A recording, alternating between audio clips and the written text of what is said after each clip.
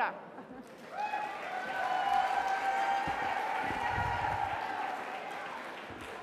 Who's in recovery here?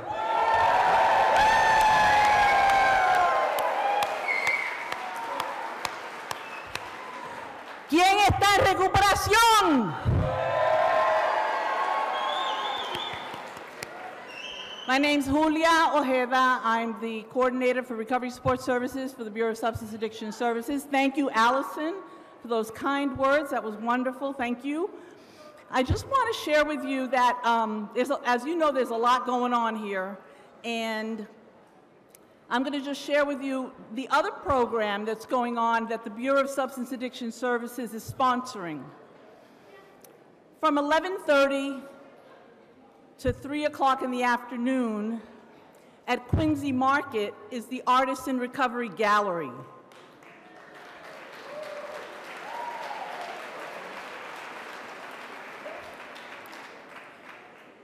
From 1 o'clock till 4 p.m., here on this stage, we have music, dancing, spoken word, poetry, rapping from 1 to 4 in the afternoon.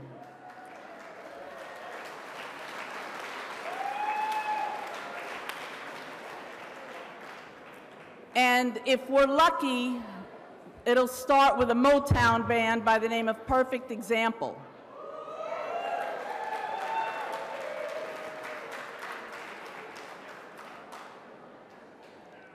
At 12-ish, we're going to start handing out lunch vouchers. Now, that does not mean you should all run out and get online. Please do not leave your seats until the program is over here.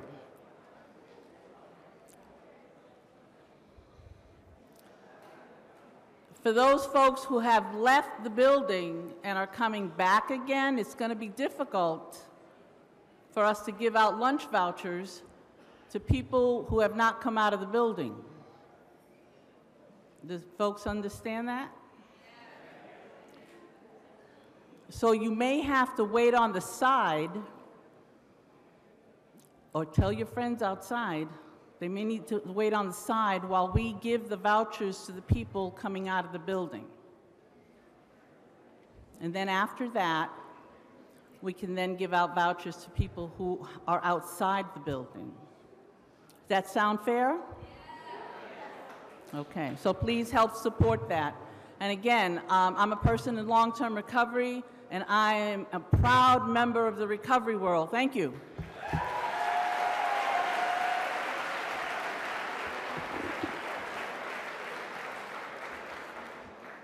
Hi, everybody. My name is Jared Owen, and I am a man in long-term recovery.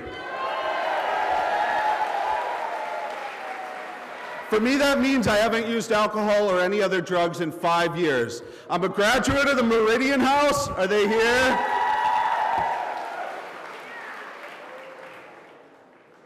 My journey also took me to jail. How many people here who are in recovery have or have had a criminal record? You don't need to cheer for that one, but I appreciate your enthusiasm. So 80% of the people in our jails and prisons are like us. They struggle with addictions and mental health issues. We spend about twice as much on a prison bed than it costs to put somebody in the Meridian House. This is absurd, and it needs to end, and people are dying. We fought this year, and we got the first comprehensive criminal justice reform bill in decades.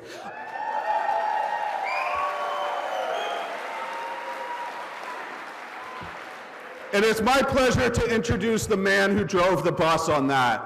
This man is not just incredibly brilliant, he's incredibly compassionate, and he understands us and our issues. I'd like to bring up Senator William Brownsberger.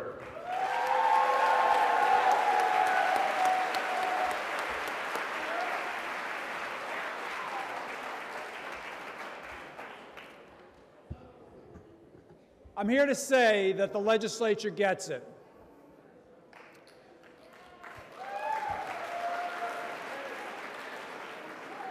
The legislature is filled with people who maybe have addictions, people who are in recovery, people who have family members with addictions or are in recovery, and a few of us who know, are humble enough to know that there, but for the grace of God, go us. So you are high in our hearts as you struggle with your recovery efforts. You heard already about the great work that Representative Garlick and Senator Friedman have been able to do to make treatment more available, to provide better services to people with addictions, particularly those with mental health issues. And that is a fruit of the collaboration that they were able to achieve together.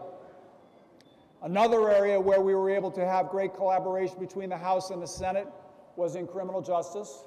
Kind words about our criminal justice reform. It is significant, but it's due to the collaboration. We have Speaker DeLeo here, Senate President Spilka. Without their willingness to move these issues forward, we wouldn't be anywhere. So please, let's have a great round of applause for Speaker DeLeo, who is present.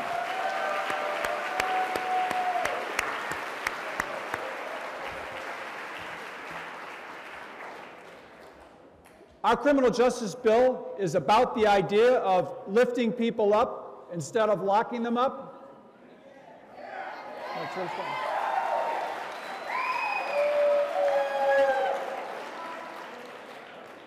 And it's about cutting the chains that hold people down when they're trying to get back up on their feet and recover.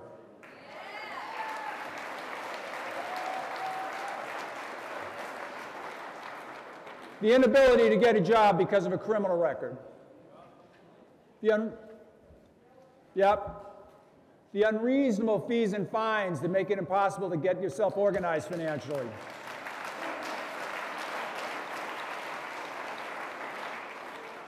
From soup to nuts, we looked at the criminal justice system and said, how can we lift people up instead of locking them up? And when they're trying to recover, how can we make it easier to get them back up on their feet? And I think we have a good bill, but we know we have a lot more to do. As I leave you, I want to touch on one more thing. The issue of things we're not doing, right? We've beat back efforts to turn recovery into a coerced process. We know that you have enough reasons to get into recovery. There's enough downside to being a person with addictions that you're going to want to seek recovery when you can, and that it can be counterproductive to lock people up and force them into treatment. In fact, it does a lot of harm to the treatment system. We want to make sure that you have access to prescription drugs. There are some judges out there who have said that they don't want people on there who are in recovery in their courts using Suboxone or other drugs that might help them get manage their addictions. That should be up to you and your physician. And we also want to make sure that people who help people out, Good Samaritans, you give people an naloxone or get somebody to the hospital, that they will not be exposed to criminal prosecution or civil liability. So we are with you 100% of the way. We get it, we've experienced it, we know people have experienced with it, and we want to keep hearing from you and your wonderful organization. Marianne Frangoulis is a great leader in communicating with us about your needs. Thank you for having me for a few minutes.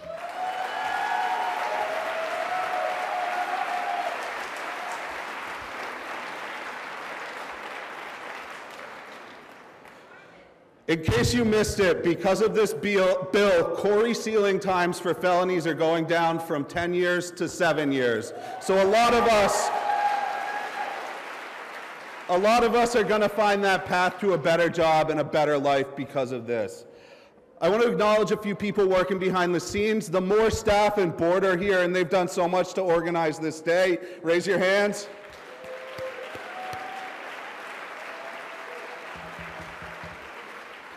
And there's so many people behind the scenes working to make sure that you have your bed in treatment. I want to acknowledge our speaker before, Allison Bauer, Julio Ojeda. We have Michael Botticelli here and Monica Valdez-Lupi. These are tremendous allies that make sure we have treatment. We're also going to hear from some amazing people in recovery, including Mayor Walsh, who is on his way. But next up, as Senator Brownsberger said, This criminal justice reform, this opioid bill, these wouldn't happen if we didn't have a speaker and a Senate president who support this and want to make a difference. I'm a new resident of Winthrop, Mr. DeLeo's district, and I can say that we've been hit hard. And I can say there's been a lot of wakes, and I know that the speaker has been at those wakes because he cares about our community, and he's really working hard to get this legislation passed to end this epidemic. So let's hear it for the Speaker of the House, Speaker DeLeo.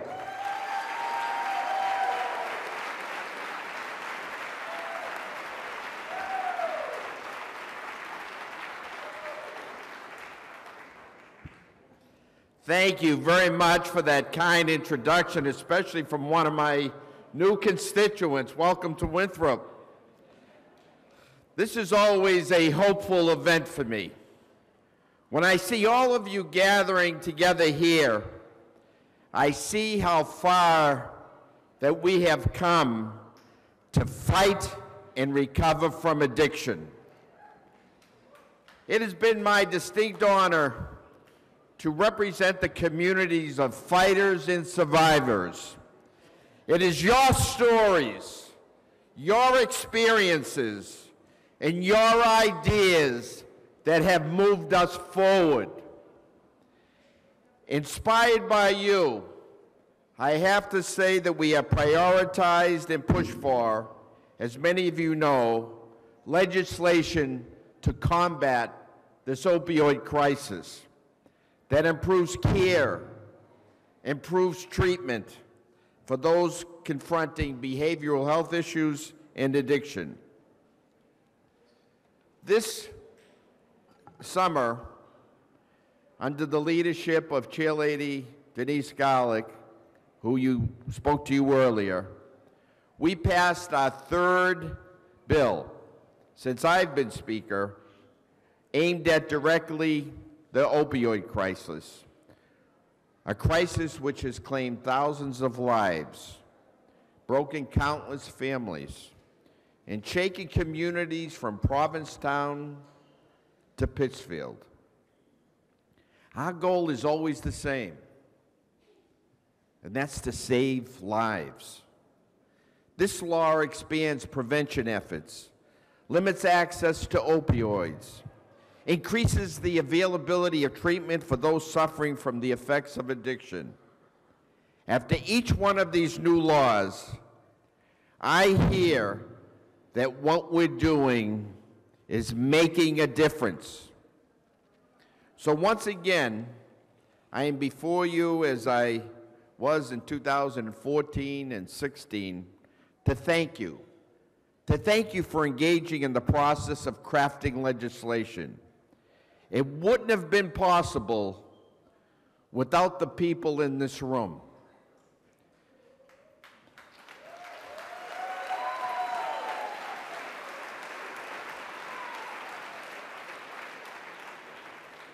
By meeting with you in my office, by visiting recovery centers across the state, by talking with doctors and counselors, I have learned about the unique experience of people struggling with addiction. Through you and your courage in sharing your personal stories, we redefined our approach and we improved our strategies. We saw that addiction wasn't anything that should be handled as a crime, but it should be handled as a disease.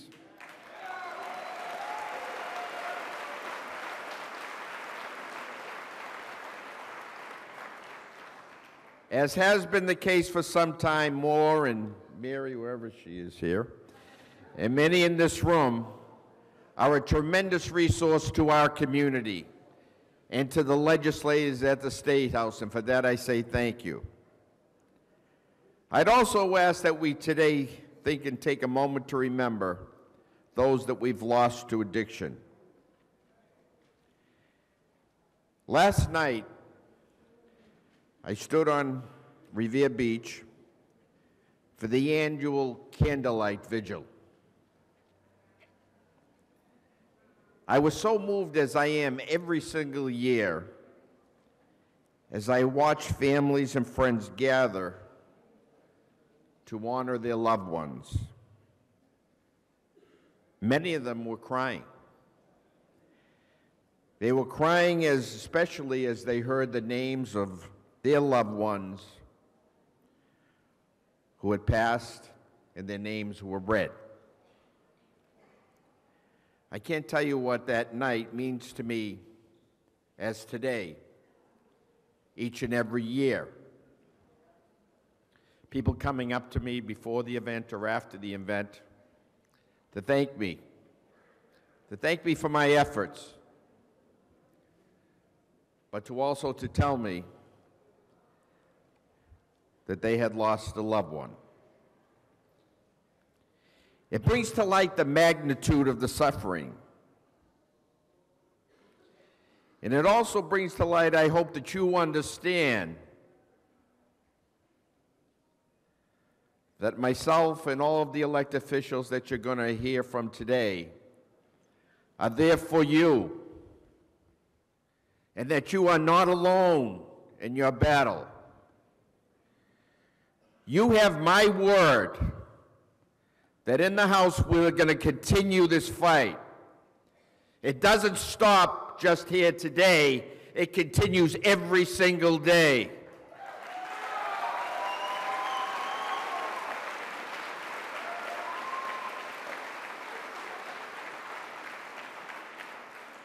We are right here with you, and remember, each and every day we will be there along with you to fight for you. Thank you very much.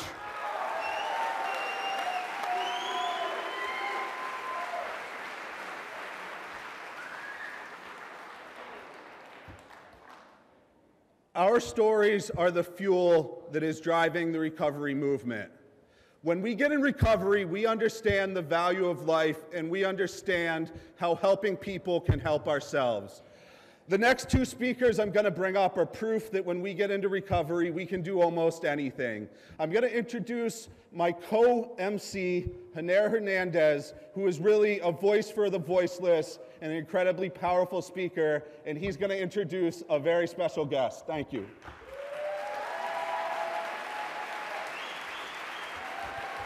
Buenos días.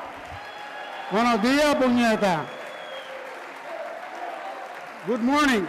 So my name is Janer. I'm a person in long-term recovery. Enough with that. I'm going to introduce our next speaker. I'm happy to be here. I'm happy to see so many beautiful faces up top, down the bottom, all of that good stuff.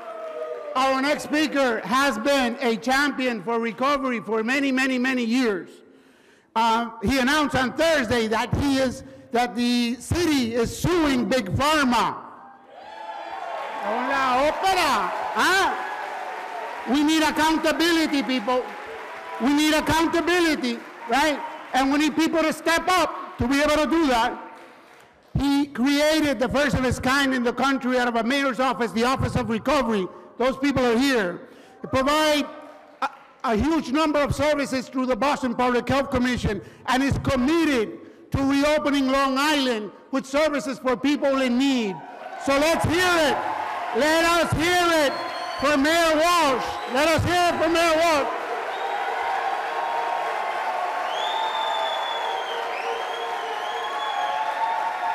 Thank you. Thank you, Janer.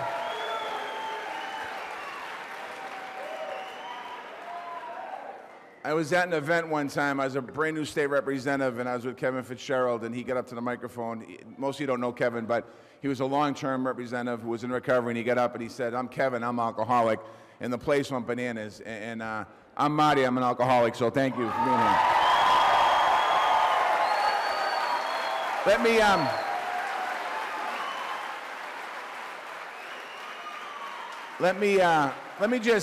I want to thank a bunch of people before I get started. I want to thank Brendan Little from our Office of Recovery Services, who's doing an incredible job. I met Brendan in 2013. We have similar pain in our heart that got us to where we got to, but we both... Slow down. I'll slow down. I'm sorry. I'm all fired up. All right. I'll slow down.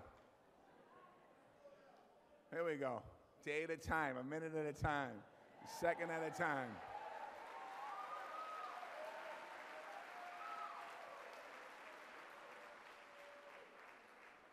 But I want to thank Brendan, who helped put today together.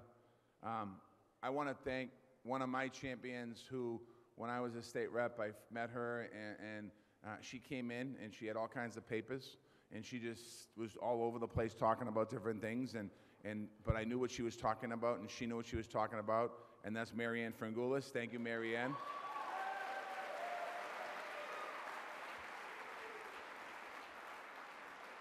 And she still has those papers. I want to thank Jen Tracy and all of the staff in the city of Boston who deals with addiction and recovery and everything. Thank you, Jen, and thank you, all of you.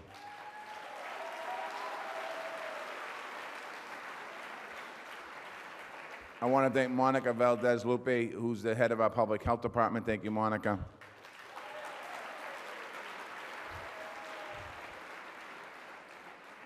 I want to thank Michael Botticelli, who's here with us. Michael, I met Michael when I was a state rep, and he was the head of the Bureau of Substance Abuse Services. Actually, I met him before that, and then he took over the Bureau, and then he was appointed by President Obama to do a different office, what he ended up in. And I remember Michael being appointed, and he had to get approved through Congress, and he had a hard time going through because of, I hope you don't mind me saying this, Michael, because of his past, his addiction. And I called him up, just hang in there, because think about this for a minute. You're one of us that's in front of the United States Senate and Congress getting appointed by the President of the United States of America. That's amazing. And Michael went on to do great things in the White House to lay down the foundation that's still being carried out today.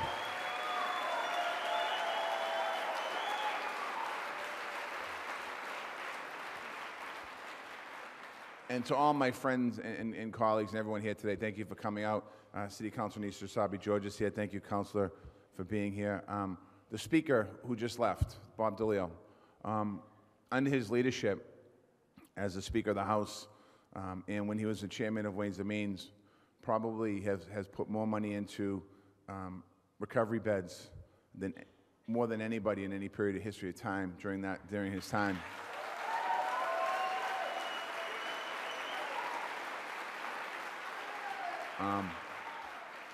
Partly because he has incredible people like Representative Garlick and Representative Maya who push him, but also let me just tell you a quick story about the Speaker.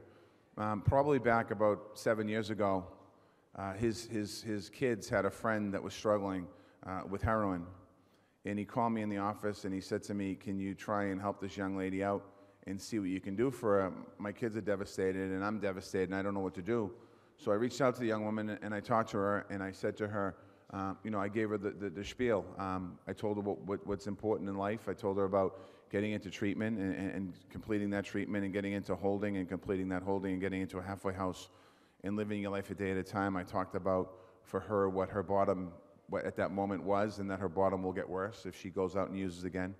And I talked about all the things that were going to happen in her life. And I told her about the pit, the common theme that all of us in recovery in this Faneuil Hall have today is that feeling inside of our heart, that desperation, that sadness, that sense of not feeling worthy.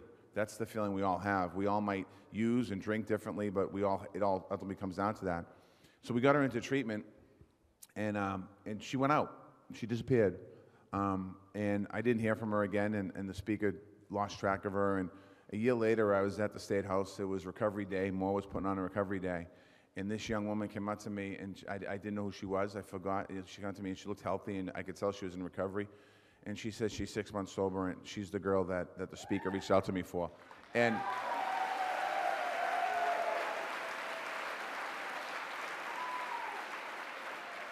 those stories are important to hear.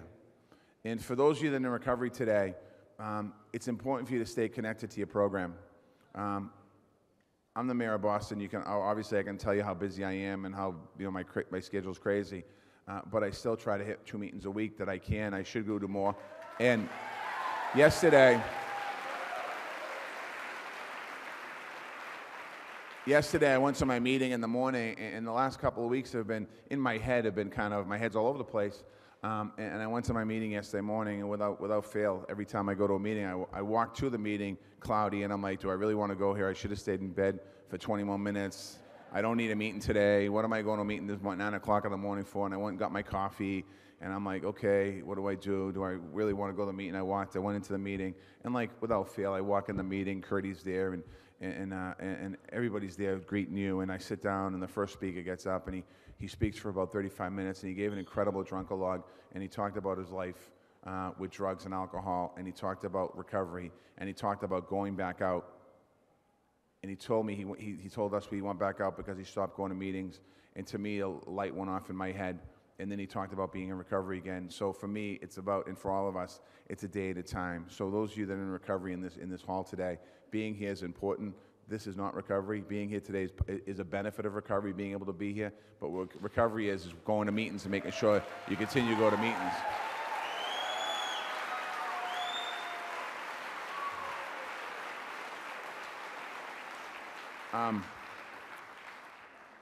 When I ran for mayor, I told my story of addiction. It was pretty clear that when I was a state rep, I didn't hide my recovery because it's important. I feel it's important to give it away.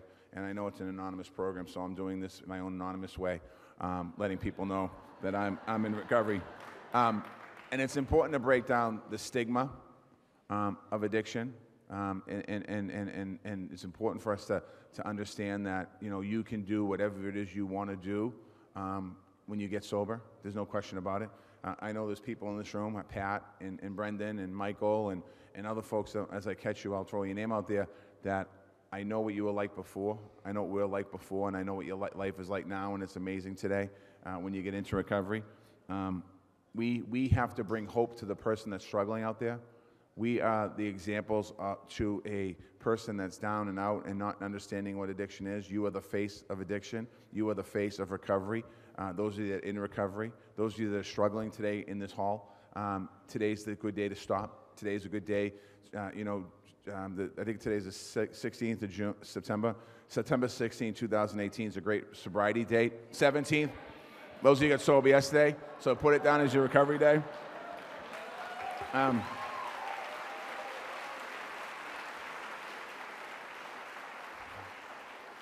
Let me just, one day at a time. Yeah, I thought it was the 16th. Let me just tell you what we've all done together. And when I say this, the initiatives that I'm about to talk to you about real briefly about what the city's done are not my initiatives. It's the initiatives that from everybody coming together, doing their piece in recovery. We announced what's called the PAIR initiative. It's seed grants for housing, workforce development, education, to help people that are getting back on their feet be able to fully get back on their feet, because I know that when you first get sober, you've thought is like, what am I going to do for work now, and how am I going to pay for my house, and how am I going to pay for this, and you're still patching up the wreckage from the past and the family and the friends and all the other stuff. So we're working to create some opportunities for people. We released our substance use strategic plan, focus on prevention, and really focusing on young kids of color as well, because as you look around this room, the young kids of color are not in this room, and we need to get out to that community and let them know that they can get sober.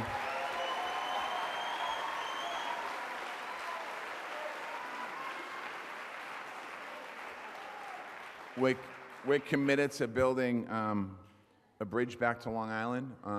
That bridge is important for long-term living.